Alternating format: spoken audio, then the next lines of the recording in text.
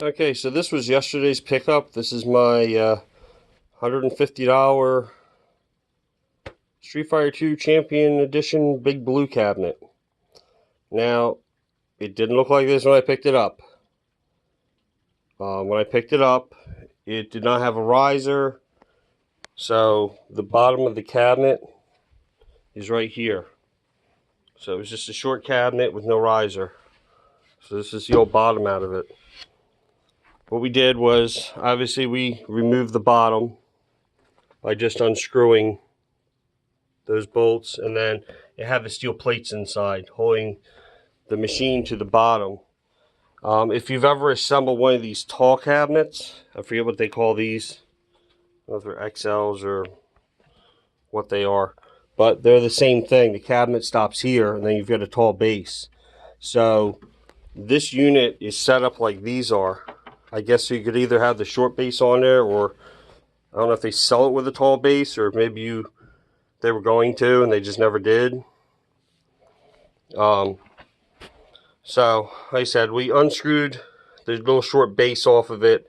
This is actually the bottom half of a Fast and Furious. I picked up several of these. Somebody was selling them used. They didn't want them. They had done a Buy Stuff Arcade modification sit-down kit or something and had no use for these. I got the backs with them. I got coin doors with them. So I picked up 4 of those.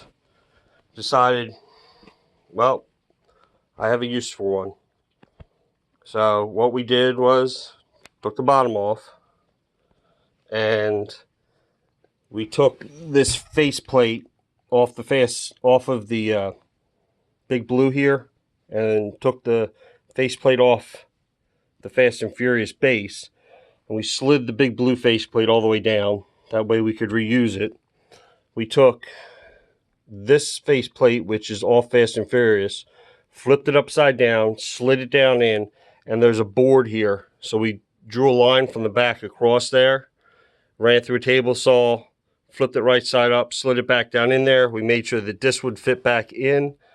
That way this sits down where it's supposed to. The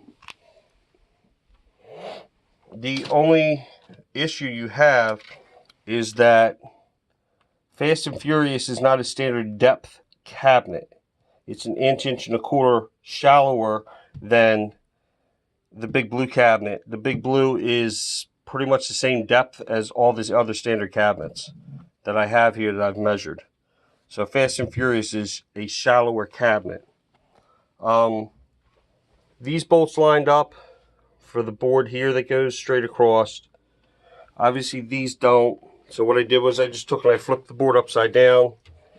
The screws that would be going into it, I just have them in there so I know where they are. This here is the bottom panel for Fast and Furious. It just screws right in to the board that was already there with a hole in it. And then on the top half here, this is the top for the Fast and Furious, top half of that for the back of it. So move this. Well, I'm just gonna take and screw it on there like it's supposed to be.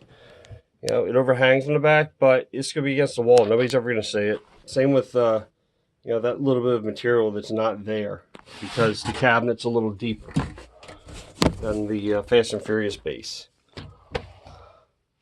So it was easy enough to do. You can see the plates are all in there, so it's not going anywhere. It's all held together with those plates. I also 3D printed some blue buttons because I have an STL file for Arcade 1-Up buttons for their coin door. So I haven't decided if I'm going to stay with the red, if I'm going to do the blue. I just need to make the LED backlight for this.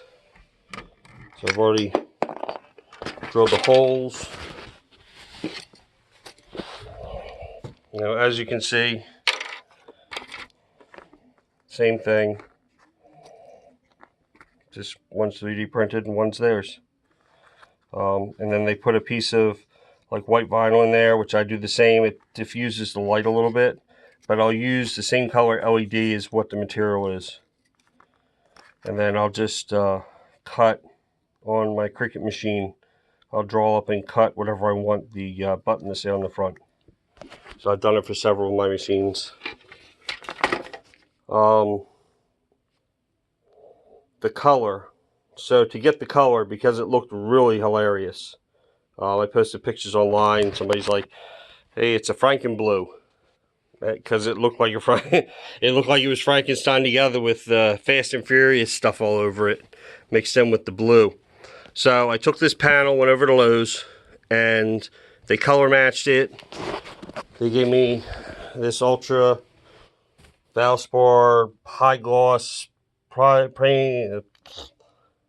paint and primer. Here's the barcode, in case somebody needs it, I guess.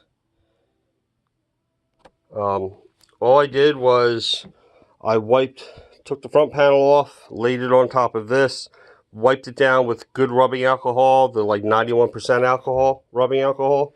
I did the same with the sides.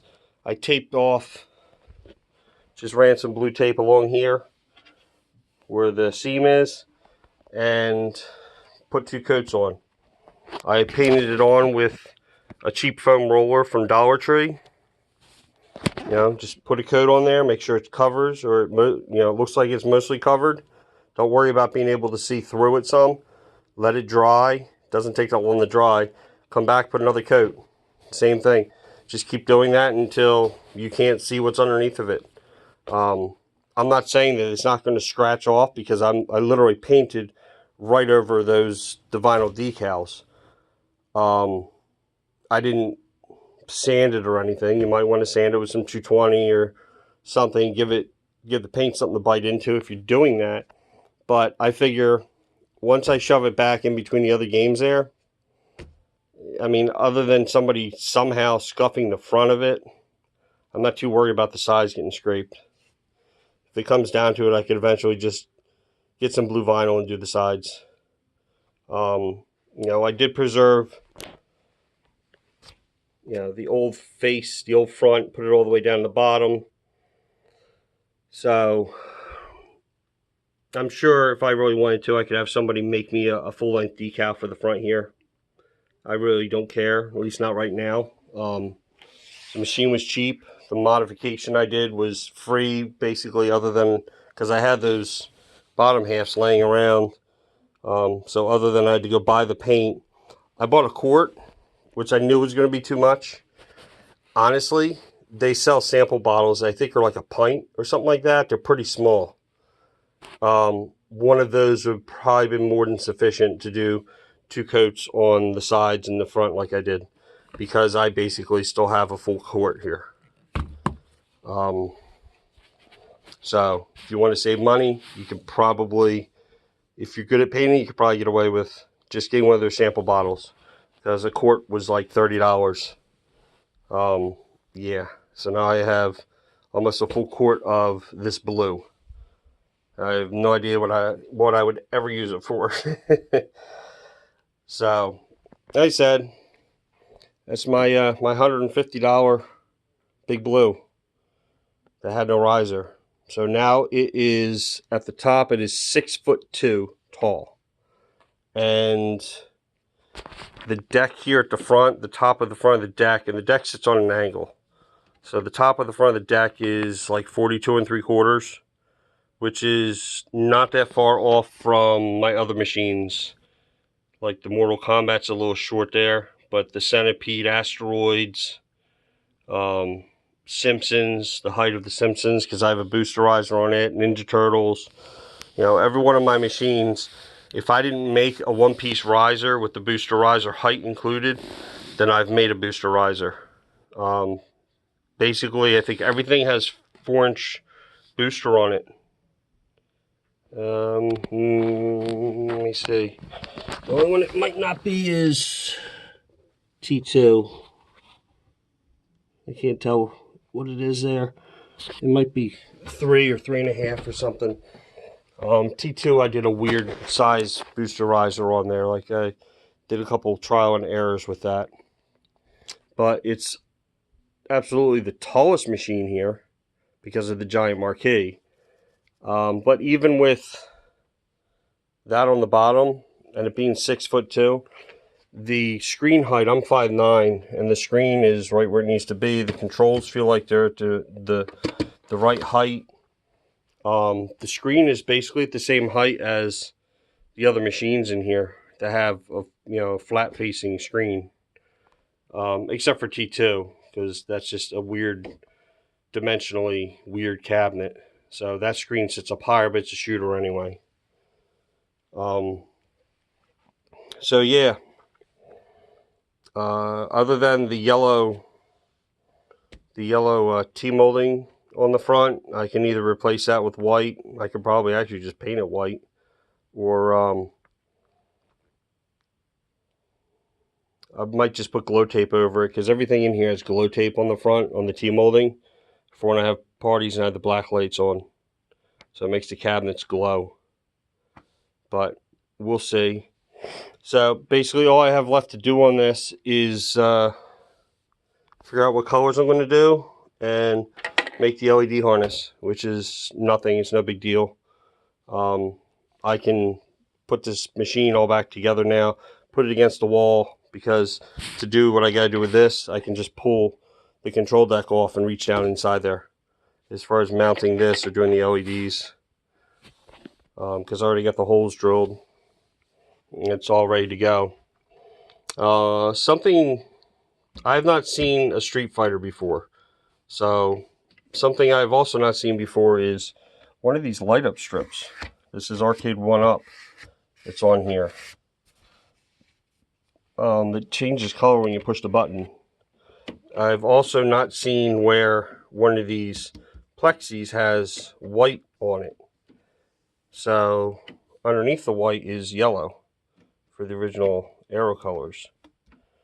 It appears that when you turn this on, I guess if it's dark enough in the room, this light lights up all this white paint that's on the plexi, which is neat. I also dug through my pile of old stuff and found a couple dust covers that were smaller. This had giant dust covers on it that almost completely covered these arrows.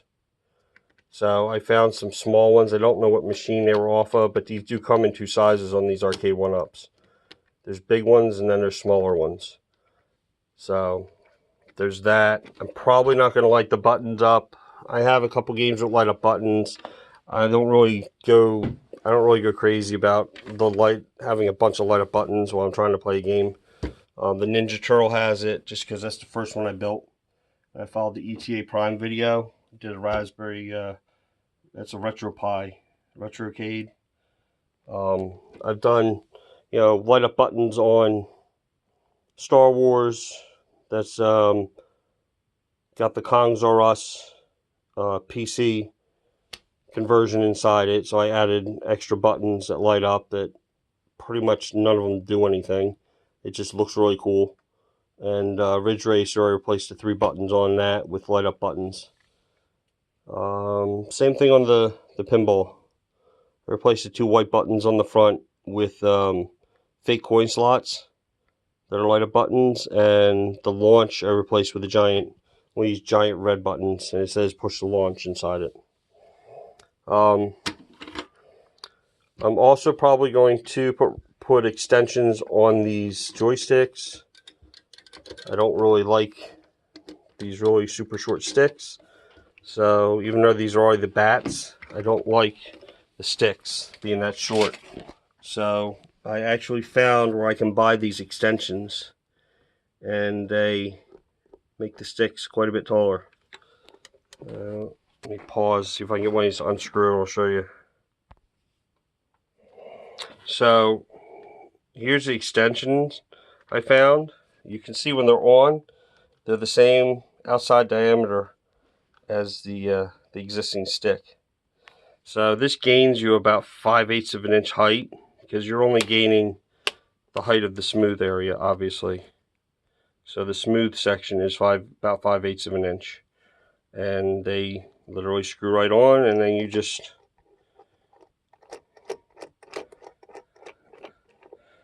they can screw your your knob on there, and it makes it a whole lot. That 5/8 of an inch makes a huge difference, because when you look at that compared to that's a big difference. So I gotta the pack I ordered came with just enough to do every machine I have. So the Space Invaders is done, you know, Rampage. So you can see how tall these are. I could post a link in the description for where to get those from. I think they were Amazon. I'm not quite sure. I think they took a while, so they're probably drop shipped from China or something. But I'll post a link in the description.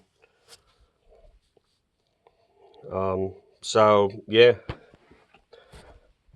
that's, you know, that was yesterday's pickup. I did a little bit of this last night. Ran out and grabbed the paint this morning. A couple coats of paint. Threw it all together. It's done. It's ready to get put in there with the other machines, and then I just need to do whatever I'm going to do for the LEDs in the coin door. So let me see if I can get this pushed back in, and we'll come back. Okay, there you go.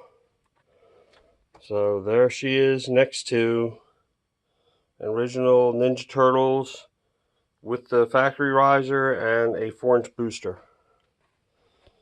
So the front of the deck is not much higher than the Ninja Turtle. Plus it goes up on an angle. You know, you got Space Invaders there. It has a 1-up riser and then a 4-inch booster. The Tron, you can see how tall the Tron is here. It does not have a booster, so that is just a Tron riser that it comes with on there. So I'll give you an idea of how tall this bad boy is. And like I said, just like I figured, you know, once it's back in there, you can't even tell the blue paint if it doesn't match. It's so close. And on top of that, the one side you don't even see. You only see this side of the machine because I have a 4-player game next to it. You don't see the back at all, really. And the top of the machine is pushed back against the wall now. So other than I have to do something with the yellow on the front, I think it came out pretty good. Since the base didn't really cost me anything, I just had to buy some blue paint. So, till next time, like and subscribe.